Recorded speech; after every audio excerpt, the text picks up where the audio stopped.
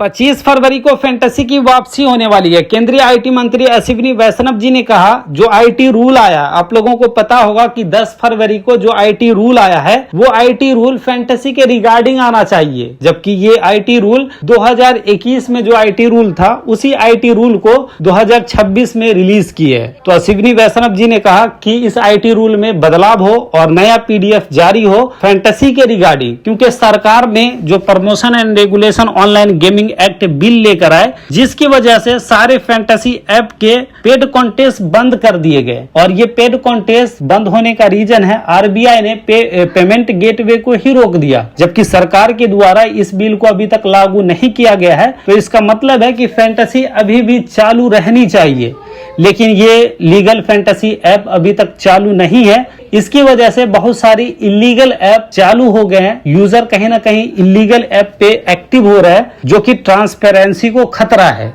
तो इसलिए इस आईटी रूल में बदलाव हो और जो फैंटेसी स्किल बेस्ड गेम है उसके रिगार्डिंग एक पीडीएफ जारी हो, ताकि जो सरकार के द्वारा एसआरबी टीम तैयार किया गया है वहां पे फैंटेसी ऐप अपने आप को साबित कर सके कि हाँ, मैं स्किल बेस्ड गेम हूं, मैं ट्रांसपेरेंसी को सही से देखता हूं। क्योंकि एसआरबी में क्लियर दिया गया है कि एसआरबी वैसे ही ऐप को मान्यता देंगे जो एज लिमिट और सही केवाईसी, फेस वेरिफिकेशन और साथ में ट्रांजैक्शन ट्रांसपेरेंसी रहेगा, उसको ही इलीगल ऐप मानकर उसको मान्यता देंगे। तो ऐसे में अगर नया पीडीएफ जारी होता है फैंटेसी के रिगार्डिंग, तो ऐसे में जो ड्रीम 11 है, विजन 11 है, एमपीएल और भी बहुत सारी कंपनियां हैं जो स्किल बेस्ड गेम थे, जो सही तरीके से काम कर रहे थे, वो अपने आप को एसआरबी के सामने प्रूफ करा सके और उसके बाद इनको मान्यता मिल सके। और जैसे ही मान्यता मिलेगा तो फिर आरबीआई भी इनको पेमेंट गेटवे एक्टिव कर देंगे, उसके बाद ये पेड कॉन्टेस्ट चालू करा सकते हैं। क्योंकि अभी भी बहुत सारा मामला फंसा हुआ है और इसमें जो स्किल बेस्ड गेम थे, जो सरकार को टैक्स पे कर रहे थे, वो गेम अभी बंद है, जिसकी वजह से बहुत सारी इलीगल ऐप एक्टिव हो गया है और यूजर वहां खेल रहे हैं जहां ट्रांसपेरेंसी नहीं है, सरकार को टैक्स नहीं मिल रहा है। तो ऐसे सरकार को भी नुकसान है और यूजर के लिए भी खतरा है। तो इसलिए ये नया पीडीएफ जो स्किल बेस्ड गेम के फेवर में आने वाला है, ये एक 25 तारीख की बड़ी खुशखबरी है फैंटेसी यूजर के लिए।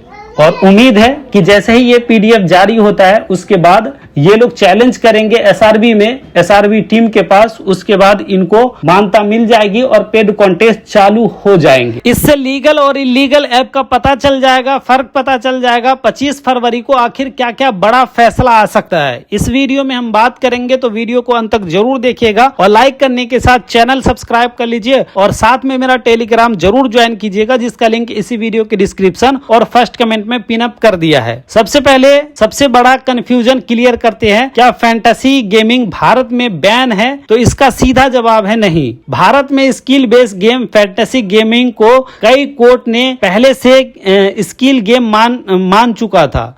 ड्रीम 11 जैसे प्लेटफॉर्म सालों से चल रहे थे, लेकिन 2025 में जो ऑनलाइन रेगुलेशन बिल आया उसके बाद स्थिति थोड़ा बदल गई। सरकार ने कहा कि अब हर ऑनलाइन मनी प्लेटफॉर्म को नए नियम की तरह से रजिस्ट्रेशन और वेरिफिकेशन की प्रक्रिया से गुजरना होगा। यहीं से मामला अटक गया। दूसरा है आईटी रूल 2025 और एसआरबी का रूल। 10 फरवरी को जो आईटी रूल अपडेट आया उसमें ऑनलाइन गेमिंग के लिए एक रेगुलेट फ्रेमवर्क की बात की गई, लेकिन फैंटेसी गेमिंग को लेकर बहुत क्लियर डिटेल नहीं थी। यहीं पर आईटी मंत्री अश्विनी वैष्णव जी ने कहा, स्किल गेम के लिए अलग से रूल गाइडलाइन जारी की जाए। सरकार ने एसआरबी यानी कि सेल्फ रेगुलेटरी बॉडी की बात की।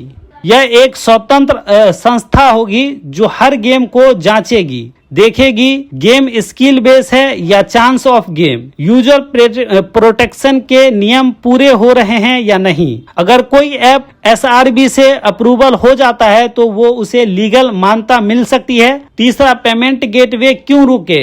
अब सबसे बड़ा सवाल है, आरबीआई ने पेमेंट गेटवे क्यों रोके? जब ऑनलाइन रेगुलेशन एक्ट आया तो बैंकों और पेमेंटो एग्रीमेंट को साफ निर्देश दिया गया कि जब तक किसी गेमिंग ऐप की लीगल स्थिति स्थिति क्लियर न हो जाए तब तक ट्रांजैक्शन में सावधानी बरतनी होगी। कई बड़े प्लेटफॉर्म के पेमेंट गेटवे अस्थायी रूप से रोक दिया गया। इसका मतलब यह नहीं था कि ऐप बैन हो गए। चौथा सबसे बड़ा सवाल है, लेकिन नए ऐप कैसे चल रहे हैं? अब असली सवाल यहीं पर है। जब बड़े लीगल ऐप के पेमेंट गेटवे रुके तो कुछ नए ऐप जैसे कि धड़ल्ले से चल रहे हैं। सावधानी 3 हो सकती है। वे विदेशी पेमेंट प्रोसेस का उपयोग कर रहे होंगे, वो किसी छोटे थर्ड पार्टी गेटवे से के जरिए ट्रांजैक्शन कर रहे होंगे और वे अस्थायी रूप से कम निगरानी वाले चैनल पर उपयोग कर रहे होंगे। लेकिन अगर कोई ऐप सरकार की नजर में अप्रूवल नहीं है और फिर भी पैसे का लेन देन कर रहा है तो वह जोखिम भरा हो सकता है, इलीगल ऐप हो सकता है।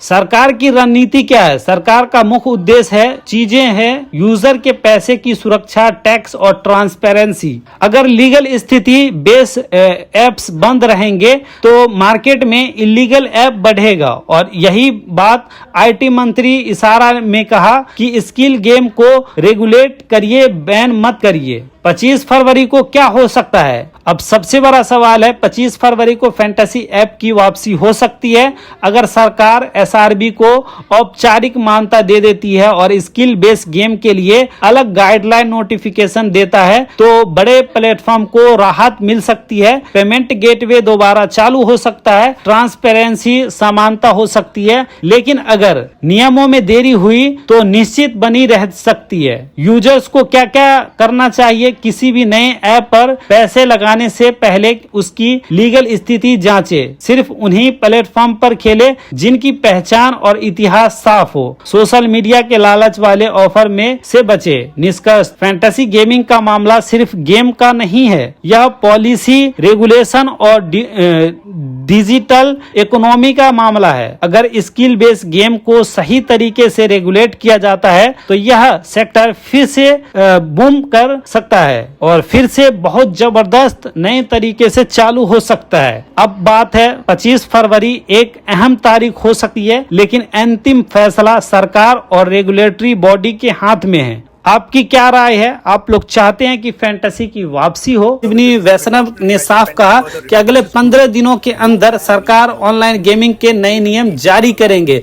यानी कि ये सुप्रीम कोर्ट का मसला नहीं है। सरकार अपनी तरफ से जिस तरह से ऑनलाइन गेमिंग एक्ट बिल लेकर आए उसी तरह से उसमें कुछ फेरबदल या कर सकते हैं। और सबसे बड़ी बात है कि सुप्रीम कोर्ट का भी डेट क्लियर नहीं हुआ, तो एक बेहतर डेट माना जा रहा है क्योंकि शिवनी वैष्णव भी कहा कि 15 दिन के अंदर इस पे बड़ी सुनवाई हो सकती है। इस बेहतर दिन निकल कर आ रहा, आसपास ड्रीम 11 की वापसी की पूरी संभावना बन सकती है। अगर नियम लागू होते हैं तो ड्रीम 11 नए नियम के साथ वापसी करेगी।